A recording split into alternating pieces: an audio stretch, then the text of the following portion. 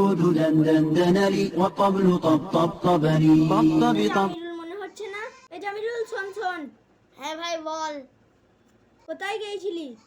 এই তো ভাই কোরবানির মার্কেট করতে গিয়েছিলাম। তা কি কিনলি? চল ওখানে একটু বসি। এই তুই জানতে চাচ্ছিস না আমি কি করলাম? দেখ আমার ছোট বোনের জন্য একটা বোরকা কিনলাম। কি বলিস? এই যে তোর বোন বড় মেয়ে বুরকা পরে ঘুরবে নাকি? হ্যাঁ হ্যাঁ, তো কি হয়েছে? তাতে কি হয়েছে? আমি দেখ আমার বোনের লেগে আমি জিন্স টপ কিনলাম। আস্তাগফিরুল্লাহ, তুই তোর পরিবারকে নিয়ে জাহান্নামে যাবি নাকি? কি বলিস?